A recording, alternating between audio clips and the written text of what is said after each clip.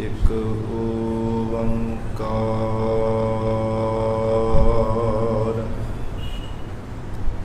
ਸਤਿਨਾਮ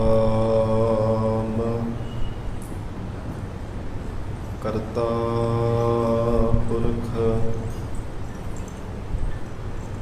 ਨਿਰਭਉ ਨਿਰਵੈਰ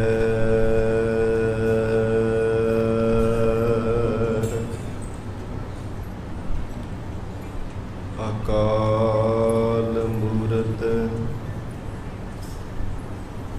ਅਜੂਨੀ ਸੈਭੰ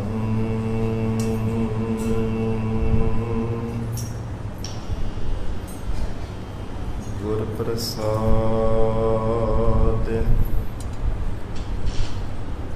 ਜਪ ਆਦਿ ਸਚ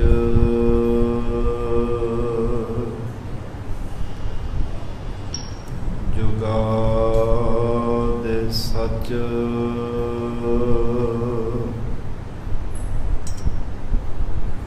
ਹੈ ਭੀ ਸਚ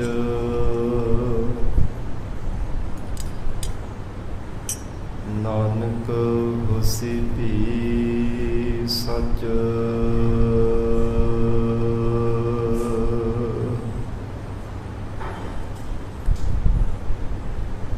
ਘਨ ਹਰ ਬੂੰਦ ਬਸਰ ਮਾਵਲ ਕੁਸਮ ਬਸੰਤ ਗਨੰਤ ਨਾ ਆਵੈ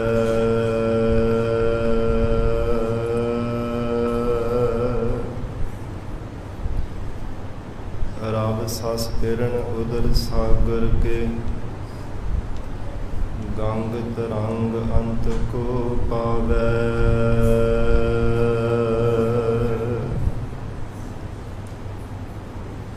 ਰੁਦਰ ਧਿਆਨ ਗਿਆਨ ਸਤਿਗੁਰ ਕੇ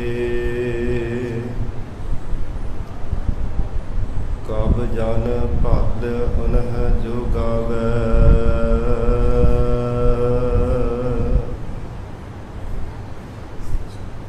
ਭੱਲੇ ਅਮਰਦਾਸ ਗੁਣ ਤੇਰੇ ਤੇਰੀ ਉਪਮਾ ਦੋਹੇ ਬਨ ਆਵੈ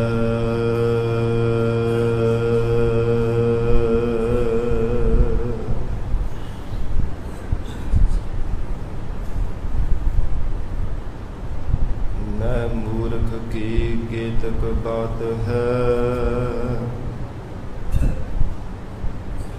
ਕੋਟ ਪਰਾਧੀ ਤਰਿਆਰੇ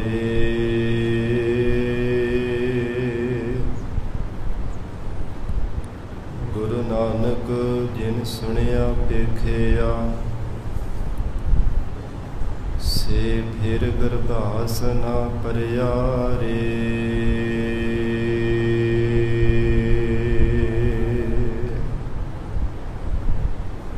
ਮੂਕ ਉਚਰਾ ਹੈ ਸਾਸਤਰ ਖਟ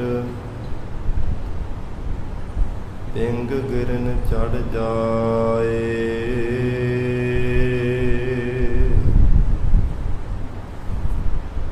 ਅੰਧ ਲਖੈ ਬਦਰੋ ਸੁਣੈ ਜੋ ਕਾਲ ਕਿਰਪਾ ਕਰਾਏ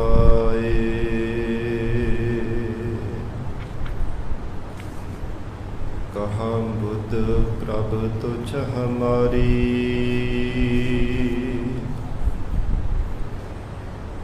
ਵਰਨ ਸਕੈ ਮਹਿਮਾ ਜੋ ਤਿਹਾਰੀ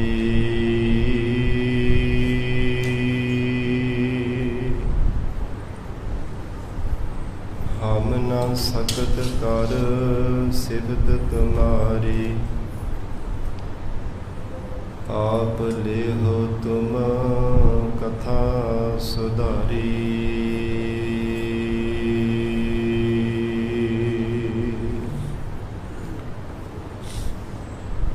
ਜਿਉ ਬੋਲਾਵਹਿ ਤਿਉ ਬੋਲਹਿ ਸੁਆਮੀ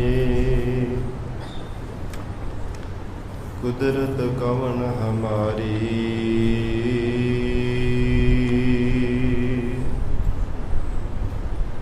ਸਾਧ ਸੰਗ ਨਾਨਕ ਜਸ जस गायो जो प्रभ की अत प्यारी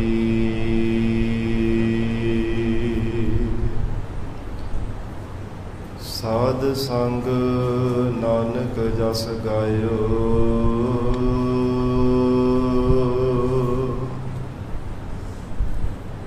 जो प्रभ की अत प्यारी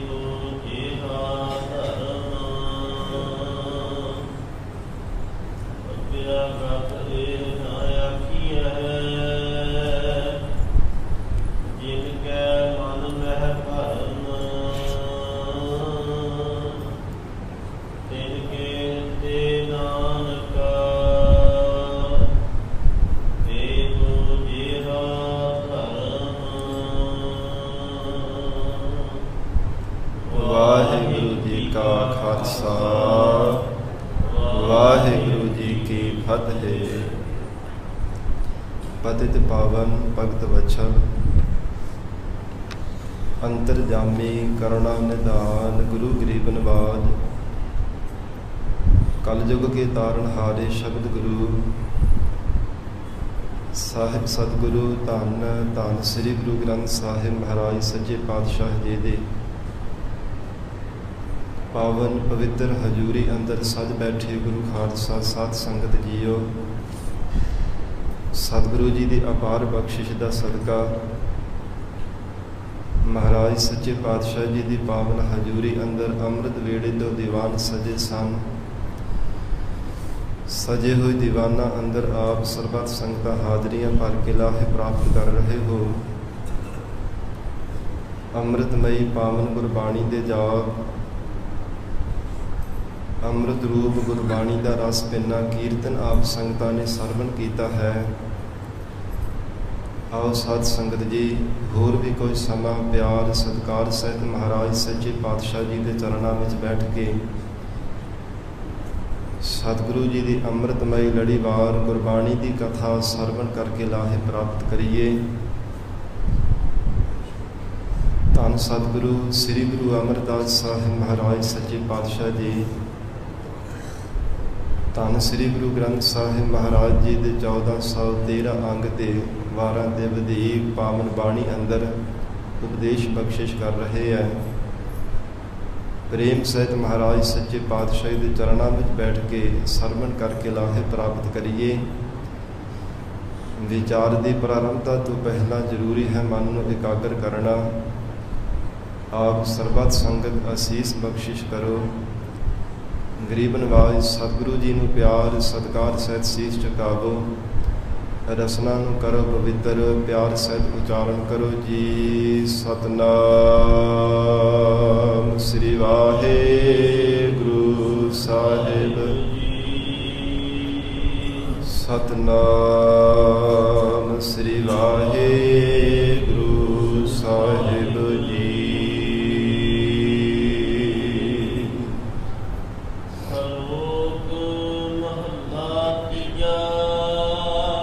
धन सतगुरु श्री गुरु अमरदास साहिब महाराज सच्चे पातशाह जी 12 ਦੇ ਵਧੇਕ ਨਾਮੇ ਪਾਵਨ ਬਾਣੀ ਉਚਾਰਨ ਕਰ ਰਹੇ ਹੈ। ਸ਼ਲੋਕ ਜੋ ਸਵੈ ਲੋਕ ਦੀ ਪ੍ਰਾਪਤੀ ਕਰਾਉਣ ਵਾਲਾ ਸਵੈ ਸਰੂਪ ਦੀ ਜਿਸ ਉਪਦੇਸ਼ ਅੰਦਰ ਪ੍ਰਾਪਤੀ ਹੁੰਦੀ ਹੋਵੇ ਜਿਸ ਉਪਦੇਸ਼ ਦੀ ਕਮਾਈ ਕਰਕੇ ਸਵੈ ਸਰੂਪ ਦੀ ਪਹਿਚਾਣ ਹੋ ਜਾਵੇ, ਐਸਾ ਮਹਾਰਾਜ ਸੱਚੇ ਪਾਤਸ਼ਾਹ ਜੀ ਉਪਦੇਸ਼ ਬਖਸ਼ਿਸ਼ ਕਰ ਰਹੇ ਨੇ। ਧੰਨ ਸਤਿਗੁਰੂ ਅਮਰਦਾਸ ਸਾਹਿਬ ਮਹਾਰਾਜ ਫਰਮਾਨ ਰਹੇ ਹਨ। ਇੱਕ ਓੰਕਾਰ ਸਤਿਗੁਰ ਪ੍ਰਸਾਦਿ। ਪਾਵਨ ਬਾਣੀ ਦੀ ਪ੍ਰਾਰੰਭਤਾ ਤੋਂ ਪਹਿਲਾਂ ਨਿਰਦੇਸ਼ਕ ਮੰਗਲ ਕੀਤਾ ਹੈ ਪ੍ਰਮਾਤਮਾ ਦਾ।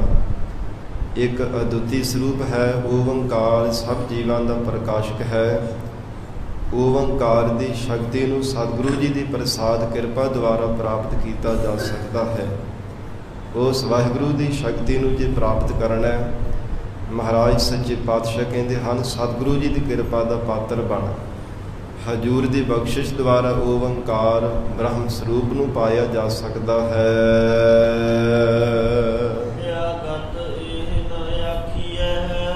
ਸਾਧ ਸੰਗਤ ਜੀ, ਸ੍ਰੀ ਗੋਇੰਦਵਾਲ ਸਾਹਿਬ ਪਾਵਨ ਧਰਤੀ, ਜਿੱਥੇ ਮਹਾਰਾਜ ਸੱਚੇ ਪਾਤਸ਼ਾਹ ਜੀ ਨੇ ਮਹਾਨ ਕੌਤਕ ਕੀਤੇ ਹੈ। ਗਰੀਬ ਨਵਾਜ ਧੰਨ ਸਤਿਗੁਰੂ ਸ੍ਰੀ ਗੁਰੂ ਅਮਰਦਾਸ ਸਾਹਿਬ ਮਹਾਰਾਜ ਸੱਚੇ ਪਾਤਸ਼ਾਹ ਜੀ ਦੀ ਐਸੀ ਅਕਥ ਕਥਾ ਹੈ। ਗੁਰੂ ਅਮਰਦਾਸ ਕੀ ਅਕਥ ਕਥਾ ਹੈ, ਇੱਕ ਜੀ ਹੀ ਕਛ ਕਹੀ ਨਾ ਜਾਈ। ਇੱਕ ਰਸਨਾ ਦੇ ਦੁਆਰਾ ਕਦੇ ਕਥਨ ਕੀਤੀ ਹੀ ਨਹੀਂ ਜਾ ਸਕਦੀ। ਐਸੀ ਬੇਅੰਤ ਮਹਾਰਾਜ ਸੱਚੇ ਪਾਤਸ਼ਾਹ ਜੀ ਦੀ ਮਹਿਮਾ ਹੈ। ਸਾਧ ਸੰਗਤ ਜੀ, ਬੇਅੰਤ ਕੌਤਕ ਕੀਤੇ ਨੇ ਸ੍ਰੀ ਗੋਇੰਦਵਾਲ ਸਾਹਿਬ ਦੀ ਪਾਵਨ ਧਰਤੀ ਤੇ। ਗਰੀਬ ਨਵਾਜ ਸਤਿਗੁਰੂ ਜੀ ਨੇ 84 ਕੱਟਣ ਦੇ ਵਾਸਤੇ 84 ਪੌੜੀਆਂ ਵਾਲੀ ਬੌਲੀ ਮਹਾਰਾਜ ਸੱਚੇ ਪਾਤਸ਼ਾਹ ਜੀ ਨੇ ਬਣਵਾਈ ਹੈ। ਇਹ ਵਰ ਦਿੱਤਾ ਹੈ, ਕੋਈ ਵੀ ਮਾਈ ਭਾਈ ਸਿੱਖ ਸੇਵਕ ਪ੍ਰਾਣਾ ਤਾਰੇ ਜੀਵ ਸ਼ਰਧਾ ਪ੍ਰੇਮ ਸਹਿਤ ਇੱਕ ਪੌੜੀ ਤੇ ਬੈਠ ਕੇ ਸਣੇ ਕੇਸੀ ਇਸ਼ਨਾਨ, ਬੌੜੀ ਵਿੱਚੋਂ ਟੋਭਾ ਲਾ ਕੇ ਜਪਦੀ ਸਾਹਿਬ ਗੁਰਬਾਣੀ ਦਾ ਪਾਠ ਇੱਕ ਕਰਕੇ 84 ਪਾਠ ਕਰੇ ਤੇ ਉਹਦੀ 84 ਦਾ ਗੇੜਾ ਕੱਟਿਆ ਜਾਵੇਗਾ। ਮਹਾਰਾਜ ਸੱਚੇ ਪਾਤਸ਼ਾਹ ਜੀ ਨੇ ਵਰ ਦਿੱਤਾ ਹੈ। ਬੇਅੰਤ ਗਰੀਬ ਨਵਾਜ ਸਤਿਗੁਰੂ ਜੀ ਦੇ ਕੀਤੇ ਹੋਏ ਕੌਤਕ ਨੇ। ਮਹਾਰਾਜ ਸੱਚੇ ਪਾਤਸ਼ਾਹ ਜਿੱਥੇ ਹਜੂਰ ਦੇ ਸਾਧ ਸੰਗਤ ਜੀ ਮਰਜ਼ਾਦਾ ਕਾਇਮ ਕੀਤੀ ਹੈ ਨਾ, ਕਿ ਕੋਈ ਵੀ ਭਾਵੇਂ ਰਾਜਾ ਆ ਜਾਵੇ, ਪਰਜਾ ਵਿੱਚੋਂ ਚੱਲ ਕੇ ਆਵੇ, ਉਸ ਨੂੰ ਪਹਿਲਾਂ ਪੰਗਤ ਵਿੱਚ ਬੈਠ ਕੇ ਪ੍ਰਸ਼ਾਦਾ ਛਕਣਾ ਪਵੇਗਾ, ਫਿਰ ਸਾਡੇ ਦਰਸ਼ਨ ਹੋਣਗੇ। ਇਹ ਸਤਿਗੁਰੂ ਅਮਰਦਾਸ ਸਾਹਿਬ ਮਹਾਰਾਜ ਸੱਚੇ ਪਾਤਸ਼ਾਹ ਜੀ ਦੀ ਬਣਾਈ ਹੋਈ ਮਰਜ਼ਾਦਾ ਹੈ। ਹਜੂਰ ਨੇ ਹੁਕਮ ਕਰ ਦਿੱਤਾ ਸੀ। ਉਸ ਸਮੇਂ ਮਾਈ ਦਾਸ ਵੈਸ਼ਨੋ ਮਹਾਰਾਜ ਸੱਚੇ ਪਾਤਸ਼ਾਹ ਦੇ ਦਰਸ਼ਨਾਂ ਵਾਸਤੇ ਆਇਆ। ਸਾਧ ਸੰਗਤ ਜੀ ਬਹੁਤ ਕਰਮ ਕਾਂਡੀ ਸੀਗਾ ਔਰ ਕ੍ਰਿਸ਼ਨ ਜੀ ਦਾ ਉਪਾਸ਼ਕ ਸੀ। ਹਰ ਸਮੇਂ ਕ੍ਰਿਸ਼ਨ ਕ੍ਰਿਸ਼ਨ ਕਰਕੇ ਕ੍ਰਿਸ਼ਨ ਜੀ ਨੂੰ ਯਾਦ ਕਰਦਾ ਰਹਿੰਦਾ ਸੀ ਕਿ ਮਹਾਰਾਜ ਸਾਖਸ਼ਾਤ ਹੋ ਕੇ ਮੈਨੂੰ ਦਰਸ਼ਨ ਦੇਵੋ, ਪ੍ਰਤੱਖ ਮੈਂ ਤੁਹਾਡੇ ਦਰਸ਼ਨ ਕਰਨੇ ਚਾਹੁੰਦਾ ਹਾਂ। ਹਰ ਰੋਜ਼ ਨੇਮ ਦੇ ਨਾਲ ਇਹ ਕਰਮ ਕਾਂਡ ਕਰਦਾ ਤੇ ਕ੍ਰਿਸ਼ਨ ਭਗਵਾਨ ਜੀ ਨੂੰ ਯਾਦ ਕਰਿਆ ਕਰਦਾ। ਜਦੋਂ ਸਤਿਗੁਰੂ ਜੀ ਦੀ ਮਹਿਮਾ ਸੁਣੀ, ਧੰਨ ਗੁਰੂ ਅਮਰਦਾਸ ਸਾਹਿਬ ਮਹਾਰਾਜ ਸੱਚੇ ਪਾਤਸ਼ਾਹ ਜੀ ਇਹ ਹਜੂਰ ਦੀ ਸ਼ਰਨ ਵਿੱਚ ਜੋ ਵੀ ਕੋਈ ਪ੍ਰਾਣਾ ਤਾਰੇ ਜੀਵ ਚੱਲ ਕੇ ਆਉਂਦਾ, ਜੋ ਵੀ ਮਨ ਦੀ ਮੁਰਾਦ ਹੁੰਦੀ ਉਹਦੀ ਪੂਰੀ ਹੋ ਜਾਂਦੀ ਹੈ। ਇਹ ਮਨ ਵਿੱਚ ਸੰਕਲਪ ਕੀਤਾ ਕਿ ਜੇ ਸਤਿਗੁਰੂ ਜੀ ਪਰਮੇਸ਼ਰ ਸਰੂਪ ਹਨ ਤੇ ਫਿਰ ਮੇਰੇ ਮਨ ਦੀ ਵੀ ਭਾਵਨਾ ਪੂਰੀ ਕਰ ਦੇਣਗੇ। ਜਦੋਂ ਮਨ ਵਿੱਚ ਸੰਕਲਪ ਕੀਤਾ, ਮਾਈ ਦਾਸ ਵੈਸ਼ਨੋ ਧੰਨ ਸਤਿਗੁਰੂ ਸ੍ਰੀ ਗੁਰੂ ਅਮਰਦਾਸ ਸਾਹਿਬ ਮਹਾਰਾਜ ਸੱਚੇ ਪਾਤਸ਼ਾਹ ਦੇ ਦਰਸ਼ਨਾਂ ਵਾਸਤੇ ਗੋਇੰਦਵਾਲ ਸਾਹਿਬ ਪਹੁੰਚਾ ਔਰ ਸਿੱਖਾਂ ਨੂੰ ਆ ਕੇ ਕਹਿਣ ਲੱਗਾ ਕਿ ਭਾਈ ਸਿੱਖੋ, ਸਤਿਗੁਰੂ ਅਮਰਦਾਸ ਸਾਹਿਬ ਮਹਾਰਾਜ ਸੱਚੇ ਪਾਤਸ਼ਾਹ ਦੇ ਦਰਸ਼ਨ ਕਰਨੇ ਨੇ। ਸਿੱਖਾਂ ਨੇ ਗੁਰੂ ਘਰ ਦੀ ਬਣਾਈ ਹੋਈ ਮਰਜ਼ਾਦਾ ਅਨੁਸਾਰ ਇਹ ਵਚਨ ਕੀਤੇ।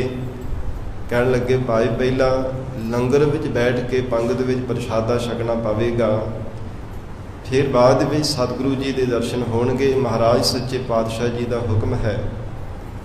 ਜਦੋਂ ਇਹ ਵਚਨ ਸੁਣਿਆ ਤੇ ਨੀਵੀਂ ਜਾਤ ਵਾਲੇ, ਉੱਚੀ ਜਾਤ ਵਾਲੇ ਸਾਰੇ ਇੱਕ ਪੰਗਤ ਵਿੱਚ ਬੈਠ ਕੇ ਪ੍ਰਸ਼ਾਦਾ ਛਕ ਰਹੇ ਸਨ। ਇਹ ਕਰਮ ਕਾਂਡੀ ਸੀ ਤੇ ਮਨ ਵਿੱਚ ਸਾਧ ਸੰਗਤ ਜੀ ਘਿਰਣਾ ਕੀਤੀ।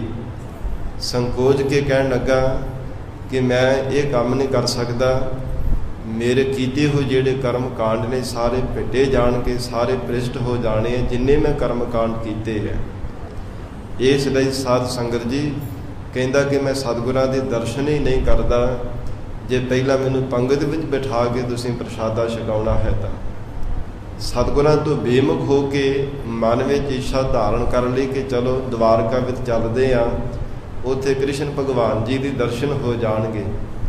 ਮਨ ਦੀ ਭਾਵਨਾ ਤਾਂ ਇਹੋ ਹੀ ਸੀ ਨਾ ਕਿ ਕ੍ਰਿਸ਼ਨ ਜੀ ਦੇ ਪ੍ਰਤੱਖ ਦਰਸ਼ਨ ਹੋਣ, ਕਿਉਂਕਿ ਕ੍ਰਿਸ਼ਨ ਭਗਵਾਨ ਜੀ ਦਾ ਉਪਾਸ਼ਕ ਸੀਗਾ। ਮਨ ਵਿੱਚ ਇਹ ਭਾਵਨਾ ਸੀ ਤੇ ਦਵਾਰਕਾ ਨੂੰ ਚੱਲ ਪਿਆ। ਰਸਤੇ ਵਿੱਚ ਚੱਲਦੇ ਹੋਏ ਸਾਧ ਸੰਗਤ ਜੀ ਝਾੜੀਆਂ ਜੰਗਲ ਬੇਲਿਆਂ ਵਿੱਚੋਂ ਲੰਘਦੇ ਹੋਇਆ ਜਦੋਂ ਜਨਮ ਅਸ਼ਟਮੀ ਦਾ ਵਰਤ ਰੱਖਿਆ ਤੇ ਸਾਧ ਸੰਗਤ ਜੀ ਭੁੱਖਾ ਭਾਣਾ ਕੋਈ ਛਕਿਆ ਵੀ ਨਾ, ਕਿੰਨਾ ਲੰਮੇਰਾ ਸਮਾਂ ਹੋ ਗਿਆ। ਜੰਗਲ ਦੇ ਵਿੱਚ ਲੰਘਿਆ ਹੋਇਆ ਸਾਧ ਸੰਗਤ ਜੀ ਰਾਤ ਪੈ ਗਈ, ਉੱਥੇ ਹੀ ਜੰਗਲ ਦੇ ਵਿੱਚ ਰਾਤ ਬਤੀਤ ਕੀਤੀ। ਫਿਰ ਚੱਲਦਾ, ਫਿਰ ਕਿਤੇ ਜੰਗਲ ਆ ਜਾਂਦਾ। ਇੱਦਾਂ ਲੰਮੇਰਾ ਸਮਾਂ ਚੱਲਦਾ ਰਿਹਾ। ਜਦੋਂ ਮਾਈ ਦਾਸ ਵੈਸ਼ਨੋ ਨੂੰ ਸਾਧ ਸੰਗਤ ਜੀ ਜਨਮ ਅਸ਼ਟਮੀ ਦਾ ਵਰਤ ਖੋਲ੍ਹਣਾ ਸੀ ਤੇ ਇੱਕ ਜੰਗਲ ਦੇ ਕੋਲ ਜਾ ਕਰਕੇ ਜਦੋਂ ਸ਼ਾਮ ਦਾ ਵਕਤ ਹੋਇਆ, ਮਨ ਵਿੱਚ ਸੰਕਲਪ ਕੀਤਾ ਕਿ ਅੱਜ ਮੈਂ ਵਰਤ ਖੋਲ੍ਹਣਾ ਤੇ ਭੁੱਖ ਬਹੁਤ ਜ਼ਿਆਦਾ ਮੈਨੂੰ ਲੱਗੀ ਹੈ। ਤੇ ਕਹਿੰਦੇ ਭਗਵਾਨ ਨੇ ਐਸੀ ਕਲਾ ਵਰਤਾਈ ਜਿਹੜੀ ਸੁੱਕੀ ਰਸਤ ਸੀ ਨਾ, ਉਹ ਸਾਹਮਣੇ ਲਿਆ ਕਰਕੇ ਧਰ ਦਿੱਤੀ। ਮਨ ਦਾ ਸੰਕਲਪ ਪੂਰਾ ਹੋ ਗਿਆ। ਮਨ ਵਿੱਚ ਖੁਸ਼ੀ ਤਾਂ ਬਹੁਤ ਹੋਈ, ਪਰ ਕਹਿਣ ਲੱਗਾ ਕਿ ਰਸੋਈ ਤੋਂ ਬਿਨਾਂ, ਇਹ ਸਭ ਕੁਝ ਪੋਚਾ ਲੇਪਨ ਕੀਤੇ ਤੋਂ ਬਿਨਾਂ ਜੇ ਤਿਆਰ ਕਰਾਂਗਾ ਤੇ ਮਨ ਵਿੱਚ ਘਿਰਣਾ ਪਹਿਲਾਂ ਦੀ ਤਰ੍ਹਾਂ ਰਹਿਣੀ, ਜਿਵੇਂ ਸਿੱਖਾਂ ਦੇ ਕੋਲੋਂ ਆ ਗਿਆ ਸੀਗਾ। ਕਿਉਂਕਿ ਕਰਮ ਕਾਂਡ ਕਰਦਾ ਸੀ, ਪਹਿਲਾਂ ਲੇਪਨ ਕਰਨਾ, ਪੋਚਾ ਫੇਰਨਾ ਔਰ ਲਕੀਰਾਂ ਕਾਰਾਂ ਕਰਨੀਆਂ। ਇਹ ਸਾਰੇ ਕਰਮ ਕਾਂਡ ਕਰਕੇ ਤੇ ਫਿਰ ਭੋਜਨ ਆਪਣੇ ਹੱਥੀਂ ਤਿਆਰ ਕਰਦਾ ਸੀ ਮਾਈ ਦਾਸ ਵੈਸ਼ਨੋ। ਤੇ ਸਾਧ ਸੰਗਤ ਜੀ ਫਿਰ ਮਨ ਵਿੱਚ ਸੰਕਲਪ ਕੀਤਾ, ਉਹ ਜਿਹੜਾ ਮਿਲੀ ਹੋਈ ਸੁੱਕੀ ਰਸਤ ਸੀ ਉਹਦਾ ਵੀ ਭੋਜਨ ਨਾਲ ਤਿਆਰ ਕੀਤਾ। ਕਹਿੰਦਾ ਜੇ ਕੋਈ ਮਠਿਆਈ ਭੋਜਨ ਮਿਲ ਜਾਂਦਾ ਤੇ ਕਿੰਨਾ ਚੰਗਾ ਹੁੰਦਾ। ਫਿਰ ਸਾਧ ਸੰਗਤ ਜੀ ਗੁਪਤ ਰੂਪ ਦੇ ਭਗਵਾਨ ਨੇ ਕਹਿੰਦੇ ਉੱਥੇ ਮਠਿਆਈ ਬਹੁਤ ਸਾਰੇ ਕੂੜੇ ਆਦਿਕ ਜਿਹੜੇ ਸਨ ਸਾਹਮਣੇ ਪ੍ਰਗਟ ਕਰ ਦਿੱਤੇ। ਉਹ ਲੈ ਤਾਂ ਲਏ ਪਰ ਛਕੇ ਨਾ। ਕਹਿੰਦਾ ਇਹ ਜੰਗਲ ਵੇਲੇ ਦੇ ਵਿੱਚ ਕੋਈ ਹੋਰ ਮਨੁੱਖ ਨਹੀਂ ਹੈ ਜਿਹੜੇ ਮਨ ਦਾ ਸੰਕਲਪ ਜਾਣ ਸਕਦਾ ਹੋਵੇ, ਜੋ ਹਰ ਸਮੇਂ ਮੇਰੇ ਮਨ ਦੀ ਭਾਵਨਾ ਪੂਰੀ ਕਰੀ ਜਾਂਦਾ ਹੋਵੇ। ਇਹ ਭਗਵਾਨ ਤੋਂ ਬਿਨਾਂ ਕੋਈ ਮੇਰੇ ਮਨ ਦਾ ਸੰਕਲਪ ਨਹੀਂ ਜਾਣ ਸਕਦਾ। ਤੇ ਸਾਧ ਸੰਗਤ ਜੀ ਫਿਰ ਕਹਿੰਦੇ ਵਰਖਾ ਹੋਣ ਲੱਗ ਪਈ ਤੇ ਸਾਰੀ ਰਾਤ ਬੈਰਾਗ ਵਿੱਚ ਆ ਕੇ ਰੋਂਦਾ ਰਿਹਾ, ਭਗਵਾਨ ਕ੍ਰਿਸ਼ਨ ਜੀ ਨੂੰ ਯਾਦ ਕਰਦਾ ਰਿਹਾ। ਮਹਾਰਾਜ ਤੁਸੀਂ ਮੇਰੇ ਮਨ ਦੀ ਭਾਵਨਾ ਤਾਂ ਪੂਰੀ ਕਰੀ ਜਾਂਦੇ ਹੋ, ਪਰ ਪ੍ਰਤੱਖ ਮੈਨੂੰ ਦਰਸ਼ਨ ਕਿਉਂ ਨਹੀਂ ਦਿੰਦੇ। ਮੀਂਹ ਦੇ ਵਿੱਚ ਇੱਕ ਰੁੱਖ ਦੀ ਖੋੜ ਦੇ ਕੋਲ ਬੈਠ ਕੇ ਤੇ ਰਾਤ ਭਰ ਰੋਂਦਾ ਰਿਹਾ, ਬੈਰਾਗ ਵਿੱਚ ਆ ਕੇ ਕ੍ਰਿਸ਼ਨ ਜੀ ਨੂੰ ਯਾਦ ਕਰਦਾ ਰਿਹਾ।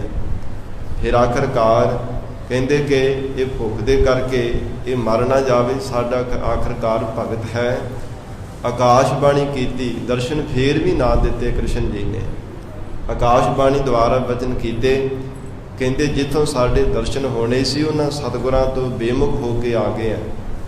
ਗੋਇੰਦਵਾਲ ਸਾਹਿਬ ਦੀ ਧਰਤੀ ਦੇ ਧੰਨ ਗੁਰੂ ਅਮਰਦਾਸ ਸਾਹਿਬ ਸੱਚੇ ਪਾਤਸ਼ਾਹ ਜੀ ਤੋਂ ਬੇਮੁਖ ਹੋ ਕੇ ਇੱਧਰ ਆ ਗਏ ਆ। ਜੇ ਹੁਣ ਤੂੰ ਦਵਾਰਕਾ ਵਿੱਚ ਵੀ ਚਲੇ ਜਾਵੇ ਤਾਂ ਵੀ ਤੈਨੂੰ ਦਰਸ਼ਨ ਨਹੀਂ ਸਾਡੇ ਹੋਣਗੇ, ਕਿਉਂਕਿ ਪਰਮੇਸ਼ਰ ਸਰੂਪ ਸਤਿਗੁਰਾਂ ਤੋਂ ਬੇਮੁਖ ਹੋ ਆਇਆ ਹੈ। ਤੇ ਕਹਿਣ ਲੱਗਾ ਮਹਾਰਾਜ ਫਿਰ ਕਿਵੇਂ ਦਰਸ਼ਨ ਹੋਣਗੇ। ਕਹਿੰਦੇ ਗੋਇੰਦਵਾਲ ਸਾਹਿਬ ਦੀ ਧਰਤੀ ਤੇ ਜਾਣਾ ਪਵੇਗਾ। ਗੁਰੂ ਘਰ ਦੀ ਮਰਜ਼ਾਦਾ ਅਨੁਸਾਰ ਜਿਵੇਂ ਸਿੱਖ ਹੁਕਮ ਕਰਦੇ ਉਸੇ ਤਰ੍ਹਾਂ ਚੱਲਣਾ ਪਵੇਗਾ, ਤਾਂ ਫਿਰ ਤੈਨੂੰ ਸਾਡੇ ਦਰਸ਼ਨ ਹੋਣਗੇ। ਮਾਈ ਦਾਸ ਵੈਸ਼ਨੋ ਸਾਧ ਸੰਗਤ ਜੀ ਸਰੀਰ ਨੂੰ ਸਲਾਮਤ ਰੱਖਣ ਦੇ ਵਾਸਤੇ ਜਿਹੜੇ ਪਕਵਾਨ ਮਿਲੇ ਸਨ ਬਣੇ ਹੋਏ ਤਿਆਰ ਹੋਏ ਉਹ ਛਕ ਲਏ ਤੇ ਫਿਰ ਗੋਇੰਦਵਾਲ ਸਾਹਿਬ ਦੀ ਧਰਤੀ ਤੇ ਆਇਆ। ਸਿੱਖਾਂ ਦਾ ਜਿਹੜਾ ਹੁਕਮ ਕੀਤਾ ਸੀ ਪਹਿਲੇ ਪੰਗਤ ਪਾਤਸ਼ਾਹ ਸੰਗਤ ਕਿ ਇਹ ਸਤਿਗੁਰੂ ਜੀ ਦੀ ਬਣਾਈ ਹੋਈ ਮਰਜ਼ਾਦਾ ਹੈ ਕਿ ਪਹਿਲਾਂ ਪ੍ਰਸ਼ਾਦਾ ਛਕਣਾ ਪਵੇਗਾ ਪੰਗਤ ਵਿੱਚ ਬੈਠ ਕੇ, ਫਿਰ ਸਤਿਗੁਰਾਂ ਦੇ ਦੀਦਾਰ ਹੋਣਗੇ। ਉਹ ਬਚਨਾਂ ਅਨੁਸਾਰ ਮਾਈ ਦਾਸ ਵੈਸ਼ਨੋ ਨੇ ਪਹਿਲਾਂ ਫਿਰ ਲੰਗਰ ਵਿੱਚ ਬੈਠ ਕੇ ਸਾਧ ਸੰਗਤ ਜੀ ਜਿੱਥੇ ਹੋਰ ਕੋਈ ਗਰੀਬ ਕੋਈ ਸਿੱਖ ਬੈਠੇ ਉਹਨਾਂ ਦੇ ਵਿੱਚ ਬੈਠ ਕੇ ਫਿਰ ਪ੍ਰਸ਼ਾਦਾ ਛਕੇ ਹੈ। ਮਨ ਵਿੱਚ ਸੰਕਲਪ ਸੀਗਾ ਕਿ ਚਾਦਰ ਭੁਜੀ ਰੂਪ ਦੇ ਵਿੱਚ ਮਹਾਰਾਜ ਸੱਚੇ ਪਾਤਸ਼ਾਹ ਨੂੰ ਦਰਸ਼ਨ ਦੇਣ ਜੇ ਸੱਚ ਹੀ ਪਰਮੇਸ਼ਰ ਸਰੂਪ ਹਨ ਤਾਂ ਅੰਤਰਜਾਮੀ ਸਤਿਗੁਰੂ ਅਮਰਦਾਸ ਸਾਹਿਬ ਮਹਾਰਾਜ ਸੱਚੇ ਪਾਤਸ਼ਾਹ ਜੀ ਨੇ ਐਸਾ ਵਿਰਾਟ ਸਰੂਪ ਬਣਾ ਕੇ ਮਾਈ ਦਾਸ ਵੈਸ਼ਨੋ ਨੂੰ ਦਰਸ਼ਨ ਦਿੱਤੇ। ਹਜ਼ਾਰਾਂ ਹੀ ਭੁਜਾਂ, ਹਜ਼ਾਰਾਂ ਹੀ ਚਰਨ, ਹਜ਼ਾਰਾਂ ਨੇਤਰ, ਹਜ਼ਾਰਾਂ ਹੀ ਇਹ ਬਾਹਾਂ, ਇਹ ਐਸਾ ਵਿਰਾਟ ਸਰੂਪ ਬਣਾ ਕੇ ਦਰਸ਼ਨ ਦਿੱਤੇ। ਤੇ ਇੰਨਾ ਜ਼ਿਆਦਾ ਸਾਧ ਸੰਗਤ ਜੀ ਪ੍ਰਤਾਪ ਸੀ ਪ੍ਰਕਾਸ਼ ਦਾ, ਮਾਈ ਦਾਸ ਵੈਸ਼ਨੋ ਤੋਂ ਝੱਲਿਆ ਨਾ ਗਿਆ। ਹਿਰਦਾ ਤਾਂ ਗਦ-ਗਦ ਹੋ ਗਿਆ ਆਨੰਦ ਦੇ ਸਿਰ ਦੀਦਾਰ ਕਰਕੇ, ਪਰ ਇਤਨਾ ਜ਼ਿਆਦਾ ਪ੍ਰਤਾਪ ਸੀ, ਝੱਲਿਆ ਨਾ ਗਿਆ ਤੇ ਧਰਤੀ ਤੇ ਬੇਹੋਸ਼ ਹੋ ਕੇ ਡਿੱਗ ਗਿਆ। ਫਿਰ ਸਤਿਗੁਰੂ ਜੀ ਨੇ ਆਪਣਾ ਪਵਿੱਤਰ ਚਰਨ ਇਹਦੇ ਸਰੀਰ ਦੇ ਨਾਲ ਸੁਹਾਇਆ। ਫਿਰ ਸਾਧ ਸੰਗਤ ਜੀ ਨੂੰ ਹੋਸ਼ ਆਈ ਤੇ ਮਹਾਰਾਜ ਸੱਚੇ ਪਾਤਸ਼ਾਹੀ ਦੇ ਚਰਨਾਂ ਤੇ ਆਪਣਾ ਸੀਸ ਰੱਖ ਕੇ ਕਹਿਣ ਲੱਗਾ, ਹੈ ਸਤਿਗੁਰੂ ਜੀ, ਮੈਂ ਹੁਣ ਇਹ ਤੋਂ ਅੱਗੇ ਮਹਾਰਾਜ ਹੋਰ ਕਿਤੇ ਜਾਣ ਜੋਗਾ ਨਹੀਂ ਰਿਹਾ। ਸਾਧ ਸੰਗਤ ਜੀ, ਮਹਾਰਾਜ ਸੱਚੇ ਪਾਤਸ਼ਾਹੀ ਦੇ ਚਰਨਾਂ ਤੋਂ ਸਿੱਖੀ ਪ੍ਰਾਪਤ ਕੀਤੀ। ਜਿੱਥੇ ਹਜੂਰ ਨੇ 22 ਮੰਜੀਆਂ ਇਹ ਸਿੱਖਾਂ ਨੂੰ ਸਾਧ ਸੰਗਤ ਜੀ ਪ੍ਰਚਾਰ ਦੇ ਵਾਸਤੇ ਬਖਸ਼ਿਸ਼ ਕੀਤੀਆਂ, ਉਹਨਾਂ ਵਿੱਚ ਮਾਈ ਦਾਸ ਵੈਸ਼ਨੋ ਦਾ ਨਾਮ ਵੀ ਆਉਂਦਾ ਹੈ। ਸਤਿਗੁਰੂ ਜੀ ਦੀ ਸਿੱਖੀ ਪ੍ਰਾਪਤ ਕੀਤੀ, ਗੁਰੂ ਬਚਨਾਂ ਅਨੁਸਾਰ ਜੀਵਨ ਨਿਰਵਾਹ ਕਰਨ ਲੱਗ ਪਿਆ ਸੀ। ਜਿਵੇਂ ਮਹਾਰਾਜ ਸੱਚੇ ਪਾਤਸ਼ਾਹੀ ਦੀ ਆਗਿਆ ਹੁੰਦੀ, ਤਿਵੇਂ 7 ਵਚਨ ਕਹਿ ਕੇ ਜੀਵਨ ਨਿਰਵਾਹ ਕਰਦਾ ਔਰ ਸਤਿਗੁਰਾਂ ਦੇ ਉਪਦੇਸ਼ ਦੀ ਕਮਾਈ ਕਰਕੇ ਗੁਰੂ ਘਰ ਦਾ ਪ੍ਰਚਾਰਕ ਸਿੱਖ ਬਣਿਆ ਸੀ। ਮਹਾਰਾਜ ਸੱਚੇ ਪਾਤਸ਼ਾਹ ਜੀ ਨੇ ਇਹ ਸਾਧ ਸੰਗਤ ਜੀ ਉਪਦੇਸ਼ ਦੇ ਕਰਕੇ ਨਿਵਾਜਣਾ ਕੀਤਾ ਕਿ ਸੰਸਾਰ ਦੇ ਅੰਦਰ ਅਭਿਆਗਤ ਉਹਨਾਂ ਨੂੰ ਨਹੀਂ ਆਖਿਆ ਜਾਂਦਾ, ਸਾਧੂ ਫਕੀਰ ਉਹਨਾਂ ਨੂੰ ਨਹੀਂ ਆਖਿਆ ਜਾਂਦਾ ਜਿਹੜੇ ਮਨ ਦੇ ਵਿੱਚ ਭਰਮ ਰੱਖ ਕੇ ਗੁਰੂ ਘਰ ਵਿੱਚ ਆਉਂਦੇ ਹੈ। ਔਰ ਇਸੇ ਤਰ੍ਹਾਂ ਦੂਸਰੀ ਉਥਾਨਕ ਹੈ ਸ਼ਬਦ ਦੀ ਸਾਧ ਸੰਗਤ ਜੀ ਹੋਰ ਵੀ ਆਉਂਦੀ ਹੈ ਕਿ ਗੋਇੰਦਵਾਲ ਸਾਹਿਬ ਦੀ ਪਾਵਨ ਧਰਤੀ ਤੇ ਸਤਿਗੁਰੂ ਅਮਰਦਾਸ ਸਾਹਿਬ ਮਹਾਰਾਜ ਸੱਚੇ ਪਾਤਸ਼ਾਹੀ ਦੇ ਚਰਨਾਂ ਵਿੱਚ ਫਕੀਰਾਂ ਦੀ ਮੰਡਲੀ ਚੱਲ ਕੇ ਆਈ, ਜਿਹੜੇ ਅਭਿਆਗਤ ਆਪਣੇ ਆਪ ਨੂੰ ਅਖਵਾਉਂਦੇ ਸਨ। ਬਹੁਤ ਗਿਣਤੀ ਵਿੱਚ ਚੱਲ ਕੇ ਆਏ। ਆ ਕੇ ਮਹਾਰਾਜ ਸੱਚੇ ਪਾਤਸ਼ਾਹੀ ਦੀ ਜਦੋਂ ਭੋਜਨ ਦੀ ਜਾਚਨਾ ਕੀਤੀ, ਉਹ ਵੀ ਕਰਮ ਕਾਂਡੀ ਸਨ। ਪੰਗਤ ਵਿੱਚ ਬੈਠ ਕੇ ਤੇ ਪ੍ਰਸ਼ਾਦਾ ਨਹੀਂ ਛਕਿਆ ਤੇ ਸਿੱਖਾਂ ਨੇ ਲੰਗਰ ਵਿੱਚ ਜਿਹੜੀ ਸੰਗਤ ਵੱਲੋਂ ਭੇਟਾ ਵਜੋਂ ਰਸਤ ਆਈ ਸੀ, ਉਹ ਰਸਤ ਪਾਣੀ ਦੇ ਦਿੱਤਾ। ਆਪ ਪ੍ਰਸ਼ਾਦਾ ਤਿਆਰ ਕਰਕੇ ਉਹਨਾਂ ਨੇ ਛਕ ਲਿਆ। ਤੇ ਸਾਧ ਸੰਗਤ ਇੰਨੇ ਸਮੇਂ ਨੂੰ ਕਿਸੇ ਸੰਗਤ ਨੇ ਕੁਝ ਮਠਿਆਈ ਔਰ ਖੀਰ ਆਦਿਕ ਜਿਹੜੇ ਪੂੜੇ ਸਨ, ਉਹ ਸੰਗਤਾਂ ਦੇ ਛਕਣ ਦੇ ਵਾਸਤੇ ਗੁਰੂ ਘਰ ਵਿੱਚ ਅਰਪਣ ਕੀਤੇ। ਤੇ ਜਦੋਂ ਉਹ ਸਾਧੂਆਂ ਦੀ ਟੋਲੀ ਨੇ ਦੇਖਿਆ ਨਾ, ਜਿਹੜੇ ਫਕੀਰ ਚੱਲ ਕੇ ਆਏ ਸੀਗੇ, ਉਹ ਆ ਕੇ ਕਹਿਣ ਲੱਗੇ, ਮਹਾਰਾਜ ਤੁਸੀਂ ਸਾਡੇ ਨਾਲ ਵਿਤਕਰਾ ਕਰਦੇ ਹੋ। ਇਹ ਮਹਾਰਾਜ ਸੱਚੇ ਪਾਤਸ਼ਾਹ ਹਜੂਰ ਕਹਿਣ ਲੱਗੇ, ਕੀ ਹੋਇਆ ਕੀ? ਕਹਿੰਦੇ ਤੁਹਾਡੇ ਸਿੱਖਾਂ ਨੇ ਮਹਾਰਾਜ ਸਾਡੇ ਨਾਲ ਵਿਤਕਰਾ ਕੀਤਾ। ਸਾਨੂੰ ਜਿਹੜਾ ਸੀ ਦਾਲ ਫੁਲਕਾ ਦੇ ਦਿੱਤਾ, ਰਸਤ ਦਿੱਤੀ ਹੈ, ਦਾਲ ਫੁਲਕਾ ਤਿਆਰ ਕਰਕੇ ਛਕਿਆ ਤੇ ਆਪ ਖੀਰ ਪੂੜੇ ਚੰਗੇ ਚੰਗੇ ਪਕਵਾਨ ਛਕ ਰਹੇ ਹੈ। ਤੇ ਸਤਿਗੁਰੂ ਜੀ ਨੇ ਮੁਸਕਰਾ ਕੇ ਵਚਨ ਕੀਤਾ, ਕਹਿਣ ਲੱਗੇ ਕਿ ਇਹ ਤੁਹਾਡੇ ਮਨ ਦਾ ਭਰਮ ਹੈ। ਸਾਡੇ ਸਿੱਖ ਨਹੀਂ ਵਿਤਕਰਾ ਕਰਦੇ ਜੋ ਗੁਰੂ ਘਰ ਦੀ ਮਰਜ਼ਾਦਾ ਹੈ, ਕਿਉਂਕਿ ਹੁਣ ਕੁਝ ਹੋਰ ਬਣਿਆ ਹੈ। ਹੋਰ ਕੋਈ ਸੰਗਤ ਪਕਵਾਨ ਲੈ ਕੇ ਆ ਜਾਵੇਗੀ, ਉਹ ਵੀ ਸੰਗਤ ਵਿੱਚ ਹੀ ਵਰਤਦਾ ਹੈ। ਥੋੜ੍ਹੇ ਸਮੇਂ ਬਾਅਦ ਹੋਰ ਕੋਈ ਸੰਗਤ ਕੋਈ ਪਕਵਾਨ ਕੋਈ ਮਠਿਆਈਆਂ ਲੈ ਕੇ ਆ ਜਾਵੇਗੀ, ਉਹ ਵੀ ਸੰਗਤ ਵਿੱਚ ਹੀ ਵਰਤਾਈਆਂ ਜਾਂਦੀਆਂ ਨੇ। ਇਸ ਲਈ ਇਹ ਤੁਹਾਡੇ ਮਨ ਦਾ ਭਰਮ ਹੈ ਕਿ ਤੁਹਾਡੇ ਨਾਲ ਵਿਤਕਰਾ ਕੀਤਾ। ਜੇ ਭਾਈ ਤੁਸੀਂ ਥੋੜ੍ਹੀ ਦੇਰ ਬਾਅਦ ਛਕ ਲੈਂਦੇ, ਤੁਹਾਨੂੰ ਇਹ ਮਿੱਠੇ ਪਕਵਾਨ ਜਿਹੜੇ ਮਿਲ ਜਾਣੇ ਸਨ। ਮਹਾਰਾਜ ਸੱਚੇ ਪਾਤਸ਼ਾਹ ਜੀ ਨੇ ਸਾਧ ਸੰਗਤ ਦੇ ਸ਼ਲੋਕ ਉਚਾਰਨ ਕਰਕੇ ਉਪਦੇਸ਼ ਬਖਸ਼ਿਸ਼ ਕੀਤਾ। ਇਵੇਂ ਇਤਿਹਾਸ ਅੰਦਰ ਇਹ ਸਾਧ ਸੰਗਤ 2 ਉਥਾਨਕਾਂ ਆਉਂਦੀਆਂ ਨੇ, ਇੱਕ ਮਾਈ ਦਾਸ ਵੈਸ਼ਨੋ ਦੇ ਪ੍ਰਤੀ ਤੇ ਦੂਸਰਾ ਜਿਹੜੇ ਸਾਧ ਸੰਗਤ ਸਾਧੂ ਅਖਵਾਉਂਦੇ ਆਪਣੇ ਆਪ ਨੂੰ ਅਭਿਆਗਤ, ਉਹ ਬਹੁਤ ਵੱਡੀ ਗਿਣਤੀ ਵਿੱਚ ਟੋਲੀ ਚੱਲ ਕੇ ਆਏ। ਉਹਨਾਂ ਨੂੰ ਸੰਬੋਧਨ ਕਰਦਿਆਂ ਮਹਾਰਾਜ ਸੱਚੇ ਪਾਤਸ਼ਾਹ ਉਪਦੇਸ਼ ਦੇ ਰਹੇ ਹਨ।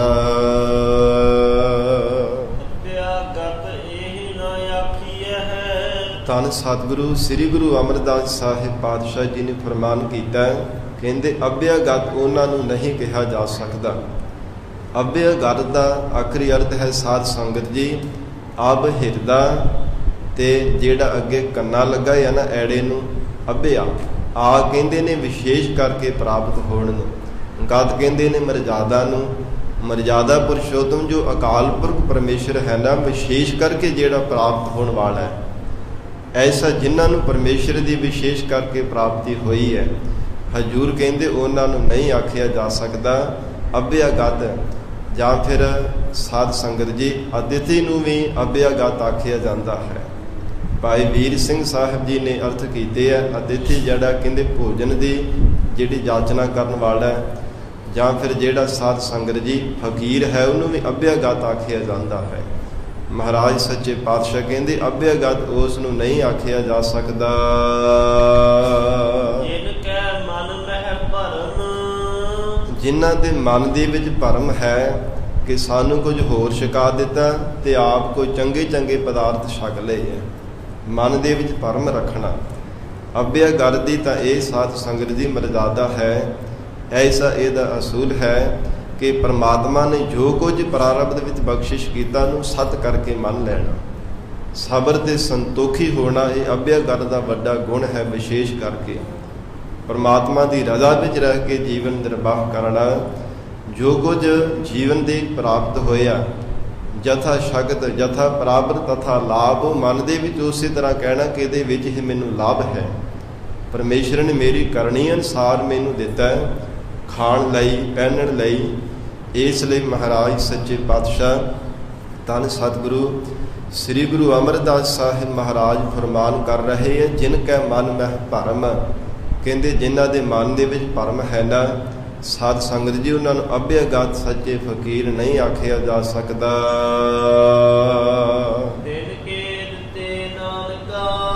ਧੰਨ ਸਤਿਗੁਰੂ ਅਮਰਦਾਸ ਸਾਹਿਬ ਪਾਤਸ਼ਾਹ ਜੀ ਨੇ ਫਰਮਾਨ ਕੀਤਾ, ਕਹਿੰਦੇ ਤਿੰਨਾਂ ਨੂੰ ਜਿਹੜਾ ਭੋਜਨ ਛਕਾਵਣਾ ਹੈ, ਜਿਹੜੇ ਅਭਿਆਗਤ ਐਸੇ ਹਨ ਜਿਨ੍ਹਾਂ ਦੇ ਮਨ ਦੇ ਵਿੱਚ ਭਰਮ ਹੈ, ਕੇਵਲ ਪਦਾਰਥਾਂ ਦੇ ਛਕਣ ਦਾ ਹੀ ਲਾਲਚ ਮਨ ਵਿੱਚ ਬਣਿਆ ਰਹਿੰਦਾ ਹੈ।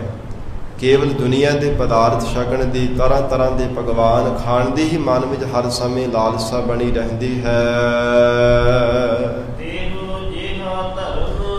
ਫਿਰ ਕਹਿੰਦੇ ਉਦਾਂ ਦਾ ਹੀ ਧਰਮ ਪ੍ਰਾਪਤ ਹੋਣਾ। ਧਰਮ ਨਾਮ ਫਲ ਦਾ ਵੀ ਹੈ, ਉਹ ਜਿਹਾ ਹੀ ਫਲ ਪ੍ਰਾਪਤ ਹੋਣਾ ਜਿਹੋ ਜਿਹਾ ਖਾਣ ਵਾਲੇ ਨੇ ਮਨ ਦੀ ਭਾਵਨਾ ਦੇ ਨਾਲ ਖਾਧਾ ਹੈ, ਤੇ ਜਿਹੋ ਜਿਹਾ ਖਵਾਉਣ ਵਾਲੇ ਨੇ ਭਾਵਨਾ ਦੇ ਨਾਲ ਖਵਾਇਆ। ਭਾਵ ਛਕਣ ਅਤੇ ਛਕਾਉਣ ਵਾਲੇ ਤੇ ਵੀ ਨਿਰਭਰ ਕਰਦਾ ਹੈ। ਜ਼ਰੂਰੀ ਨਹੀਂ ਹੈ ਕਿ ਛਕਣ ਵਾਲੇ ਦਾ ਹੀ ਮਨ ਲਾਲਚੀ ਹੋਵੇ ਤੇ ਜਿਹੜਾ ਛਕਾਉਣ ਵਾਲਾ ਹੈ ਉਹਦਾ ਮਨ ਲਾਲਚੀ ਨਾ ਹੋਵੇ। ਮਹਾਰਾਜ ਸੱਚੇ ਪਾਤਸ਼ਾਹ ਅਗਲੇ ਸ਼ਲੋਕ ਦੇ ਅੰਦਰ ਮਹਾਰਾਜ ਸੱਚੇ ਪਾਤਸ਼ਾਹ ਨੇ ਦੋਵਾਂ ਦੇ ਪ੍ਰਤੀ ਸਾਧ ਸੰਗਤ ਉਪਦੇਸ਼ ਬਖਸ਼ਿਸ਼ ਕੀਤਾ ਹੈ, ਛਕਣ ਵਾਲੇ ਪ੍ਰਤੀ ਅਤੇ ਛਕਾਉਣ ਵਾਲੇ ਦੇ ਪ੍ਰਤੀ ਵੀ। ਜਿੱਥੇ ਸਾਧ ਸੰਗਤ ਜੀ ਛਕਾਉਣ ਵਾਲਾ ਜਿਹੜਾ ਸਤ ਪ੍ਰਤੱਗੀ ਹੋਣਾ ਚਾਹੀਦਾ ਹੈ ਨਾ, ਉੱਥੇ ਛਕਣ ਵਾਲਾ ਸੰਤੋਖੀ ਹੋਣਾ ਚਾਹੀਦਾ। ਇਹ ਮਹਾਰਾਜ ਸੱਚੇ ਪਾਤਸ਼ਾਹ ਦੀ ਦਰਸਾਈ ਹੋਈ ਮਰਜ਼ਾਦਾ ਹੈ। ਇਸ ਲਈ ਪਾਤਸ਼ਾਹ ਜੀ ਨੇ ਫਰਮਾਨ ਕੀਤਾ, ਤਿਨ ਕੇ ਦਿੱਤੇ ਨਾਨਕਾ ਤੇਹੋ ਜਿਹਾ ਧਰਮ। ਕਹਿੰਦੇ ਜਿਹੜਾ ਲਾਲਚੀ ਹੈ ਨਾ ਪਦਾਰਥ ਛਕਣ ਦਾ, ਕਿ ਚੰਗੇ ਚੰਗੇ ਪਕਵਾਨ ਮਿਲਣ, ਚੰਗੇ ਚੰਗੀਆਂ ਮਠਿਆਈਆਂ ਮਿਲਣ, ਕੇਵਲ ਪਦਾਰਥਾਂ ਨੂੰ ਭੋਜਨ ਛਕਣ ਦਾ ਹੀ ਹਰ ਸਮੇਂ ਭੁੱਖ ਧਾਰਨ ਕਰਕੇ ਰੱਖਦਾ, ਐਸਾ ਲਾਲਚੀ ਜਿਹੜਾ ਜੀਵ ਹੈ। ਤੇ ਫਿਰ ਛਕਾਉਣ ਵਾਲਾ ਵੀ ਕਹਿੰਦੇ ਉੱਦਾਂ ਦਾ ਹੀ ਹੈ ਕਿ ਚੰਗੇ ਚੰਗੇ ਪਕਵਾਨ ਆਪ ਰੱਖ ਲਵੇ, ਤੇ ਜਿਹੜਾ ਕੋਈ ਸੁੱਕਾ ਮਿੱਠਾ ਪ੍ਰਸਾਦਾ ਕਹੇ ਕਿ ਆਓ ਹੁਣ ਸਾਧੂਆਂ ਨੂੰ ਛਕਾ ਦਿੰਦੇ ਹਾਂ, ਆਓ ਹੁਣ ਭੋਜਨ ਕਰ ਲੈਂਦੇ ਹਾਂ, ਨਿਉਂਦਾ ਦੇ ਦੇਣਾ ਕਿ ਆਓ ਮਹਾਰਾਜ ਸਾਡੇ ਘਰ ਵਿੱਚ ਆਓ, ਆ ਕੇ ਚਰਨ ਪਾਓ ਤੇ ਤੁਹਾਨੂੰ ਨਿਉਂਦਾ ਦਿੰਦੇ, ਲੰਗਰ ਪ੍ਰਸ਼ਾਦ ਛਕ ਕੇ ਸਾਨੂੰ ਕਿਰਤਾਰਥ ਕਰਦੇ ਨੇ। ਧੰਨ ਗੁਰੂ ਅਮਰਦਾਸ ਸਾਹਿਬ ਪਾਤਸ਼ਾਹ ਕਹਿੰਦੇ ਤੇਹੋ ਜਿਹਾ ਧਰਮ ਫਲ ਵੀ ਉੱਦਾਂ ਦਾ ਹੀ ਪ੍ਰਾਪਤ ਹੋਣਾ, ਛਕਣ ਵਾਲੇ ਨੂੰ ਤੇ ਛਕਾਉਣ ਵਾਲੇ ਨੂੰ ਨਹੀਂ। ਇਸ ਲਈ ਸਾਧ ਸੰਗਤ ਇੱਕ ਜੋ ਪੁਰਾਣੀ ਕਹਾਵਤ ਵੀ ਆਮਦੀ ਹੈ, ਕਹਾਣੀ ਬਣੀ ਹੋਈ ਹੈ। ਕਹਿੰਦੇ ਬਜ਼ੁਰਗ ਮਾਤਾ ਸੀ, ਉਹਨੇ ਆਪਣੀ ਕੰਨੀ ਸੁਣਿਆ ਸੀ ਮਹਾਤਮਾ ਤੋਂ, ਜੇ ਕਹਿੰਦੇ ਕਿ ਫਕੀਰਾਂ ਦੀ ਸੇਵਾ ਕੀਤੀ ਜਾਵੇ ਨਾ ਭੋਜਨ ਛਕਾਉਣ ਦੀ, ਤੇ ਫਿਰ ਵਿਵਾਨ ਲੈਣ ਵਾਸਤੇ ਆਉਂਦੇ, ਦੇਵਤਿਆਂ ਦੇ ਵਿਵਾਨ ਲੈਣ ਵਾਸਤੇ ਆਉਂਦੇ ਸਵਰਗਾਂ ਦੇ ਵਿੱਚੋਂ। ਮਨ ਦੇ ਵਿੱਚ ਬੜੀ ਤਮੰਨਾ ਸੀ ਉਹ ਬਜ਼ੁਰਗ ਮਾਤਾ ਦੀ ਕਿ ਮੈਂ ਆਪਣੇ ਹੱਥੀਂ ਪ੍ਰਸ਼ਾਦਾ ਛਕਾਉਂਗੀ ਤੇ ਵਿਵਾਨ ਮੈਨੂੰ ਆਕਾਸ਼ ਦੇ ਵਿੱਚੋਂ ਲੈਣ ਵਾਸਤੇ ਆਉਣਗੇ, ਤੇ ਕਿੰਨਾ ਆਨੰਦ ਪ੍ਰਾਪਤ ਹੋਵੇਗਾ। ਇਹ ਮਹਾਤਮਾ ਤੋਂ ਕੋਈ ਵਚਨ ਸੁਣੇ ਤੇ ਮਨ ਵਿੱਚ ਸੰਕਲਪ ਧਾਰਨ ਕਰ ਲਿਆ। ਤੇ ਕੋਈ ਸਾਧ ਸੰਗਤ ਜੀ ਭੇਖ ਧਾਰੀ ਸਾਧੂ ਸੀ, ਪਖੰਡੀ ਸੀਗਾ, ਲਿਬਾਸ ਦਾ ਉਹਨੇ ਸਾਧੂ ਵਾਲਾ ਧਾਰਨ ਕੀਤਾ ਸੀ, ਪਰ ਹੈ ਪਖੰਡੀ ਸੀ। ਕੇਵਲ ਦੁਨੀਆ ਦੇ ਪਦਾਰਥ ਛਕਣ ਦਾ ਹੀ ਲਾਲਚ ਸੀਗਾ ਕਿ ਚੰਗੇ ਚੰਗੇ ਪਕਵਾਨ ਮਿਲਦੇ ਆ, ਸਾਧੂਆਂ ਵਾਲਾ ਜਿਹੜਾ ਲਿਬਾਸ ਧਾਰਨ ਕਰਕੇ ਰੱਖਦੇ ਆ, ਚੰਗੇ ਚੰਗੇ ਪਕਵਾਨ ਤੇ ਮਿਲਿਆ ਕਰਨਗੇ ਨਾ, ਹੋਰ ਨਹੀਂ ਕੁਝ ਪੱਲੇ ਪਾਉ ਤੇ ਕੋਈ ਗੱਲ ਨਹੀਂ। ਤੇ ਸਾਧ ਸੰਗਤ ਜੀ ਉਹ ਪਖੰਡੀ ਸਾਧੂ ਨੂੰ ਉਹ ਬਜ਼ੁਰਗ ਮਾਤਾ ਕਹਿਣ ਲੱਗੀ ਕਿ ਮਹਾਤਮਾ ਜੀ ਮੈਂ ਤੁਹਾਨੂੰ ਨਿਉਂਦਾ ਦੇਣਾ, ਮੇਰੇ ਘਰ ਵਿੱਚ ਆਵੋ, ਚਰਨ ਪਾਵੋ ਤੇ ਪ੍ਰਸ਼ਾਦਾ ਛਕੋ। ਉਹ ਤਾਂ ਪਹਿਲਾਂ ਤਿਆਰ ਸੀ, ਕਹਿਣ ਲੱਗਾ ਠੀਕ ਆ ਮਾਤਾ ਹੁਣੇ ਆਪ ਜਾਂਦਾ। ਸਾਧ ਸੰਗਤ ਜੀ ਪਿੱਛੇ ਪਿੱਛੇ ਮਾਤਾ ਦੇ ਪਖੰਡੀ ਸਾਧੂ ਤੁਰਿਆ ਆਇਆ, ਤੇ ਉਹ ਬੀਬੀ ਨੇ ਕੀ ਕੀਤਾ, ਰਸਤੇ ਵਿੱਚੋਂ ਘਰੋਂ ਗਵਾਂਢਣ ਦੇ ਜਿਹੜੀ ਐਰਨ ਸੀ ਉਹ ਚੁਕਾ ਲਈ, ਐਰਨ ਚੁਰਾ ਲਈ, ਚੋਰੀ ਚੁੱਕ ਲਈ, ਤੇ ਸਾਧ ਸੰਗਤ ਜੀ ਪਰਦੇ ਹੇਠ ਲੈ ਕਰਕੇ ਆਪਣੇ ਘਰ ਵਿੱਚ ਲਿਆ ਕੇ ਰੱਖ ਦਿੱਤੀ। ਤੇ ਉਹ ਪਖੰਡੀ ਸਾਧੂ ਆਪਣੀ ਅੱਖਾਂ ਦੇ ਨਾਲ ਦੇਖਦਾ ਪਿਆ ਸੀਗਾ। ਕੀ ਕੀਤਾ, ਘਰ ਦੇ ਵਿੱਚ ਦੁੱਧ ਵੀ, ਘਿਓ ਸੀ, ਦਹੀਂ, ਮੱਖਣ ਸਭ ਕੁਝ ਸੀਗਾ, ਚੰਗੇ ਚੰਗੇ ਪਕਵਾਨ, ਆਰਥਿਕ ਪੱਖੋਂ ਵੀ ਚੰਗਾ ਘਰ ਸੀਗਾ। ਪਰ ਕੀ ਕੀਤਾ, ਸਾਧ ਸੰਗਤ ਤੋਂ ਬਜ਼ੁਰਗ ਮਾਤਾ ਨੇ ਜਿਹੜੇ ਕੋਈ ਮਿੱਸੇ ਪ੍ਰਸ਼ਾਦੇ ਸਨ ਉਹ ਸੁੱਕੇ ਜਿਹੇ ਪ੍ਰਸ਼ਾਦੇ ਅੱਗੇ ਲਿਆ ਕੇ ਰੱਖ ਦਿੱਤੇ, ਤੇ ਨਾਲ ਗੜਵਾ ਪਾਣੀ ਦਾ ਭਰ ਕੇ ਰੱਖ ਦਿੱਤਾ, ਤੇ ਆਪ ਕੋਠੇ ਤੇ ਚੜ੍ਹ ਕੇ ਬੈਠ ਗਏ। ਤੇ ਉਹ ਕਦੇ ਪ੍ਰਸ਼ਾਦਿਆਂ ਵੱਲ ਦੇਖੇ ਤੇ ਕਦੇ ਕੋਠੇ ਚੜੀ ਮਾਤਾ ਦੇ ਵੱਲ ਦੇਖੇ ਪਖੰਡੀ ਸਾਧੂ। ਕੀ ਹੋਇਆ, ਸਾਧ ਸੰਗਤ ਉੱਥੇ ਕੁੱਤਾ ਨੇੜੇ ਬੈਠਾ ਸੀਗਾ, ਉਹ ਜਿਹੜੇ ਸੁੱਕੇ ਜਿਹੇ ਪ੍ਰਸ਼ਾਦੇ ਮਿੱਸੇ ਸੀ ਉਹ ਕੁੱਤੇ ਨੂੰ ਪਾ ਦਿੱਤੇ। ਤੇ ਆਪ ਪਹਿਲਾਂ ਤਾਂ ਇੱਕ ਦੋ ਵਾਰ ਆਵਾਜ਼ਾਂ ਮਾਰੀਆਂ, ਮਾਤਾ ਆ ਕੇ ਹੋਰ ਕੋਈ ਪਕਵਾਨ ਨਹੀਂ ਲਿਆ ਕੇ ਵਰਤਾ। ਤੇ ਕਹਿਣ ਲੱਗੀ, ਨਹੀਂ ਨਹੀਂ ਮੈਂ ਉੱਪਰ ਬੈਠੀ ਹਾਂ, ਮੈਂ ਜ਼ਰੂਰੀ ਕੰਮ ਵਾਸਤੇ ਉੱਪਰ ਬੈਠੀ ਹਾਂ, ਇਹ ਮਹਾਤਮਾ ਤੁਸੀਂ ਆਪੇ ਛਕ ਲਓ ਜਿਹੜਾ ਤੁਹਾਨੂੰ ਪ੍ਰਸ਼ਾਦਾ ਪਰੋਸ ਕੇ ਦਿੱਤਾ ਹੈ। ਸਾਧ ਸੰਗਤ ਜੀ ਉਹ ਜਿਹੜੇ ਕੁੱਤੇ ਨੂੰ ਪ੍ਰਸ਼ਾਦੇ ਮਿੱਸੇ ਪਾ ਦਿੱਤੇ, ਤੇ ਦੇਖਿਆ ਘਰ ਦੇ ਵਿੱਚ ਕੋਈ ਨਹੀਂ ਹੈ। ਕਾਰਨੇ ਤੇ ਦੁੱਧ ਜਿਹੜਾ ਕੜਿਆ ਹੋਇਆ, ਮੋਟੀ ਮਲਾਈ ਆਈ ਸੀ, ਮਲਾਈ ਸਣੇ ਸਾਰਾ ਹੀ ਛਕ ਗਿਆ ਮਹਾਤਮਾ, ਸਾਰਾ ਹੀ ਛਕ ਗਿਆ। ਤੇ ਕੁੱਜਾ ਜਿਹੜਾ ਮੱਖਣ ਦਾ ਭਰਿਆ ਸੀ ਨਾ, ਉਹ ਸਾਰਾ ਮੱਖਣ ਵੀ ਛਕ ਲਿਆ। ਸਾਧ ਸੰਗਤ ਚੰਗੇ ਚੰਗੇ ਪਕਵਾਨ ਘਰ ਦੇ ਵਿੱਚ ਪਏ ਸੀ, ਛਕ ਕੇ ਐ ਚੰਗੀ ਤਰ੍ਹਾਂ ਗਿੱਦੜ ਦੇੜ ਮਾਰ ਕੇ, ਤੇ ਫਿਰ ਕਹਿਣ ਲੱਗਾ ਕਿ ਮਾਤਾ ਹੇਠਾਂ ਆ, ਮੇਰੇ ਹੱਥ ਤਾਂ ਸੁੱਚੇ ਕਰਾ ਦੇ, ਹੁਣ ਮੈਂ ਸ਼ਲੋਕ ਪੜ੍ਹ ਦੇਵਾਂ। ਤੇ ਅੱਗੋਂ ਬਜ਼ੁਰਗ ਮਾਤਾ ਕਹਿਣ ਲੱਗੀ, ਕਹਿੰਦੀ ਕਿ ਮੈਂ ਆਕਾਸ਼ ਦੇ ਵਿੱਚੋਂ ਬਿਬਾਨ ਤੱਕਦੀ ਪਈ ਹਾਂ, ਤੇ ਕਿਹੜੇ ਪਾਸਿਓਂ ਬਿਬਾਨ ਆਉਣਗੇ ਦੇਵਤਿਆਂ ਦੇ, ਮੈਨੂੰ ਲੈ ਕੇ ਜਾਣਗੇ, ਕਿਉਂਕਿ ਮੈਂ ਇਹ ਮਹਾਤਮਾ ਦੀ ਸਾਧੂ ਦੀ ਸੇਵਾ ਕੀਤੀ ਹੈ।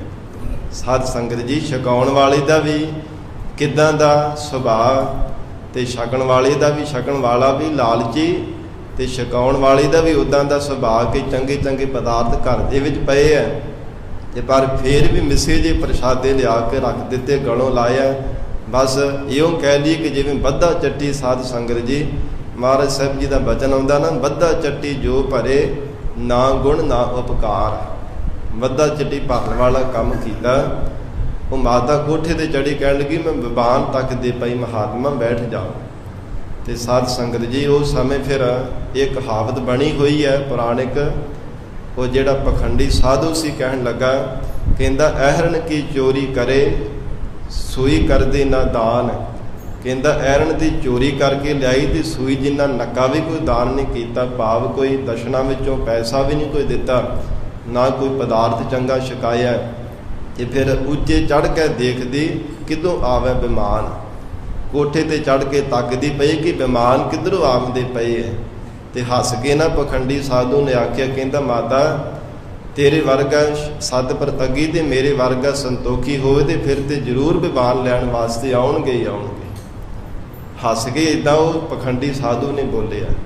ਪਤਾ ਸੀ ਕਿ ਮੈਂ ਵੀ ਪਖੰਡੀ ਹਾਂ, ਤੇ ਝੂਠਾ ਲਿਬਾਸ ਧਾਰਨ ਕੀਤਾ ਹੋਇਆ, ਤੇ ਜੋ ਕੋਈ ਛਕਾਉਣ ਵਾਲਾ ਉਹਨੇ ਵੀ ਉੱਦਾਂ ਦੇ ਕੀਤਾ। ਕਹਿੰਦਾ ਮੈਂ ਤਾਂ ਸਭ ਕੁਝ ਸਾਂਭ ਕਰਕੇ ਚੱਲਿਆ, ਆ ਹੁਣ ਭਾਂਡੇ ਆਪਣੇ ਸਾਂਭ ਲਵੇਂ। ਤੇ ਸਾਧ ਸੰਗਤ ਮਹਾਰਾਜ ਸੱਚੇ ਪਾਤਸ਼ਾਹ ਹਜੂਰ ਬਚਨ ਕਰਦੇ, ਕਹਿੰਦੇ ਤੇਹੋ ਜਿਹਾ ਧਰਮ ਤਿੰਨ ਕੇ ਦਿੱਤੇ ਨਾਨਕਾ, ਤੇਹੋ ਜਿਹਾ ਧਰਮ। ਜੇ ਇੱਕ ਨੰਬਰ ਦਾ ਲਾਲਚੀ ਹੋਵੇ ਛਕਣ ਵਾਲਾ, ਤੇ ਛਕਾਉਣ ਵਾਲੇ ਦੀ ਭਾਵਨਾ ਵੀ ਉੱਦਾਂ ਦੀ ਹੋਵੇ ਕਿ ਬਸ ਨਾ ਹੀ ਪੂਰਾ ਕਰਨਾ ਕਿ ਮੈਂ ਪ੍ਰਸ਼ਾਦਾ ਛਕਾਇਆ, ਜੀ ਮੈਂ ਤਾਂ ਮਹਾਤਮਾ ਨੂੰ ਨਿਉਂਦਾ ਦਿੱਤਾ, ਆਪਣੇ ਘਰ ਦੇ ਵੀ ਸੱਦ ਕੇ ਲੰਗਰ ਪ੍ਰਸ਼ਾਦ ਛਕਾਇਆ, ਚੰਗੇ ਚੰਗੇ ਪਕਵਾਨ ਆਪ ਰੱਖ ਲੈਣੇ, ਤੇ ਜਿਹੜੇ ਮਾੜੇ ਮੋਟੇ ਬਚੇ ਬੁਝੇ ਪਦਾਰਥ ਹੈ ਕਹਿਣਾ ਕਿ ਹੁਣ ਸਾਧੂਆਂ ਦੀ ਸੇਵਾ ਕਰ ਲਈਏ। ਪਰ ਸਾਧ ਸੰਗਤ ਜੀ ਇਹ ਜਿਹੜੀ ਗੁਰੂ ਘਰ ਦੀ ਮਰਜ਼ਾਦਾ ਹੈ, ਇਹ ਮਹਾਰਾਜ ਸੱਚੇ ਪਾਤਸ਼ਾਹ ਨੇ ਆਦੇਸ਼ ਨਹੀਂ ਦੇਣਾ ਕੀਤਾ, ਕਿਉਂਕਿ ਗੁਰ ਇਤਿਹਾਸ ਅੰਦਰ ਸਾਖੀ ਆਉਂਦੀ ਹੈ। ਮਹਾਰਾਜ ਸੱਚੇ ਪਾਤਸ਼ਾਹ ਜੀ ਨੇ ਉਪਦੇਸ਼ ਦਿੱਤਾ ਹੈ, ਜਿਸ ਸਮੇਂ ਜੰਗਲ ਇਲਾਕੇ ਵਿੱਚ ਮਹਾਰਾਜ ਸੱਚੇ ਪਾਤਸ਼ਾਹ ਲੰਘ ਰਹੇ ਸਨ, ਦੱਖਣ ਦੀ ਧਰਤੀ ਵੱਲ ਆਉਂਦੇ ਆ। ਸਾਧ ਸੰਗਤ ਜੀ ਇਤਿਹਾਸਨ ਜ਼ਿਕਰ ਆਉਂਦਾ ਹੈ, ਮਹਾਰਾਜ ਸੱਚੇ ਪਾਤਸ਼ਾਹ ਦੇ ਕੋਲ 1400 ਬੈਰਾੜ ਸਨ ਉਸ ਸਮੇਂ, ਜਿਹੜੇ ਸਤਿਗੁਰਾਂ ਦੇ ਕੋਲ ਸਿਪਾਹੀ ਸਨ। ਤੇ 2200 ਸਿੰਘਾਂ ਦੀ ਗਿਣਤੀ ਇਤਿਹਾਸ ਸੁੰਦਰ ਜ਼ਿਕਰ ਆਇਆ ਹੈ ਧੰਨ ਸ੍ਰੀ ਗੁਰੂ ਗੋਬਿੰਦ ਸਿੰਘ ਸਾਹਿਬ ਮਹਾਰਾਜ ਗੁਰੂ ਕਲਗੀਧਰ ਪਿਤਾ ਮਹਾਰਾਜ ਜੀ ਤੋਂ। ਇੱਕ ਦਿਨ ਪਰਖ ਕਰਨ ਦੇ ਵਾਸਤੇ ਸਤਿਗੁਰਾਂ ਨੇ ਲਾਂਗਰੀ ਸਿੰਘ ਨੂੰ ਵਚਨ ਕੀਤਾ। ਕਹਿਣ ਲੱਗੇ, ਭਾਈ ਹੁਣ ਲੰਗਰ ਪ੍ਰਸ਼ਾਦਾ ਆਪ ਨਹੀਂ ਤਿਆਰ ਕਰਨਾ, ਸਾਨੂੰ ਪਰਖ ਕਰਨੀ ਹੈ। ਸਾਰੇ ਬਰਤਨ ਮਾਂਜ ਕਰਕੇ ਮੂੰਹ ਤੇ ਮਾਰ ਦਿੱਤੇ ਤੇ ਲੰਗਰ ਪ੍ਰਸ਼ਾਦ ਨਾ ਤਿਆਰ ਕੀਤਾ। ਜਿਸ ਨਗਰ ਦੇ ਕੋਲ ਠਹਿਰੇ ਸਨ ਬੜੇ ਭਾਵਨਾ ਵਾਲੇ ਸਿੱਖ ਆਏ ਤੇ ਮਹਾਰਾਜ ਸੱਚੇ ਪਾਤਸ਼ਾਹ ਸਤਿਗੁਰੂ ਜੀ ਨੇ ਹੁਕਮ ਕੀਤਾ ਕਿ ਭਾਈ ਸਿੱਖੋ, ਸਾਡੇ ਕੋਲ ਜਿੰਨੇ ਵੀ ਸਿੰਘ ਹਨ ਸਾਰੇ ਆਪੋ ਆਪਣੇ ਘਰਾਂ ਵਿੱਚ ਨਾਲ ਲੈ ਜਾਵੋ, ਜਿੰਨੇ ਕਿਸੇ ਕੋਲ ਸਮਰੱਥਾ ਹੈ। ਕੋਈ ਇੱਕ ਸਿੰਘ ਨੂੰ ਲੈ ਗਿਆ, ਕੋਈ 2 ਨੂੰ, 4, ਕੋਈ 5, 7 ਸਿੰਘ ਲੈ ਗਿਆ, ਜਿੰਨੀ ਕੋਈ ਕਿਸੇ ਕੋਲ ਸਮਰੱਥਾ ਸੀ ਕਿ ਪ੍ਰਸ਼ਾਦਾ ਆਪਣੇ ਘਰਾਂ ਵਿੱਚ ਸੱਦ ਕੇ ਇਹ ਅਸੀਂ ਹੱਥੀਂ ਸੇਵਾ ਕਰਦੇ ਹਾਂ। ਤੇ ਜਿਹੜੇ ਬਹੁਤੇ ਧਨ ਪਦਾਰਥਾਂ ਵਾਲੇ ਸਨ, ਜਿਹੜੇ ਚੰਗੇ ਚੰਗੇ ਕੋਈ ਮੈਂਬਰ ਸਨ ਪਿੰਡਾਂ ਦੇ, ਉਹ ਤਾਂ ਬੜੇ ਹੰਕਾਰ ਦੇ ਸਹਿਤ ਕੇ ਸਾਡੇ ਨਾਲ ਵੱਧ ਕੇ ਕਿੰਨੇ ਭਲਾ ਸੇਵਾ ਕਰ ਲੈਣੀ ਹੈ। ਸਾਡੀ ਸੇਵਾ ਜਿਹੜੀ ਪ੍ਰਵਾਨ ਹੋਣੀ ਹੈ ਗੁਰੂ ਕਲਗੀਧਰ ਪਿਤਾ ਜੀ ਦੇ ਚਰਨਾਂ ਵਿੱਚ, ਕਿਉਂਕਿ ਅਸੀਂ ਬਹੁਤੇ ਪੈਸੇ ਵਾਲੇ ਹਾਂ। ਮਨ ਵਿੱਚ ਬੜਾ ਹੰਕਾਰ।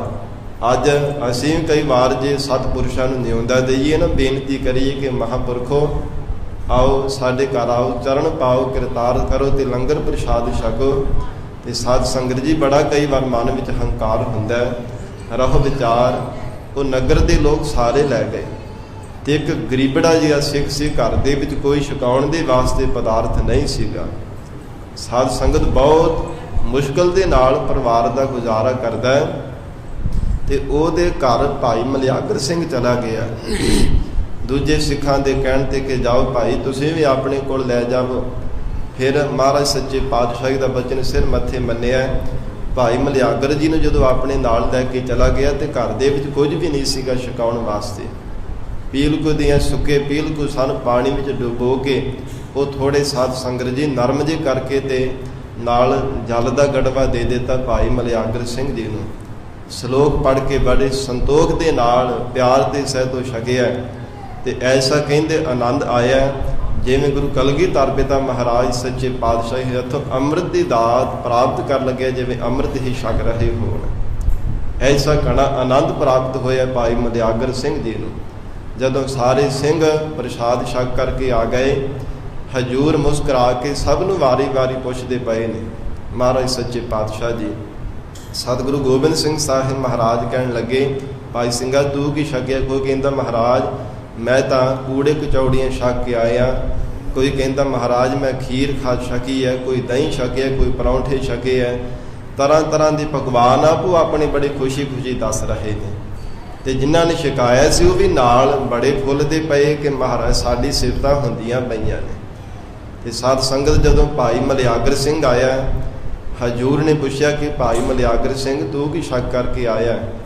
ਤੇ ਕਹਿਣ ਲੱਗਾ ਹੈ ਮਹਾਰਾਜ ਸੱਚੇ ਪਾਤਸ਼ਾਹ ਮੈਂ ਤਾਂ ਅੰਮ੍ਰਿਤ ਛਕ ਕੇ ਆਇਆ, ਅੱਜ ਅੰਮ੍ਰਿਤ ਹੀ ਛਕਿਆ ਹੈ।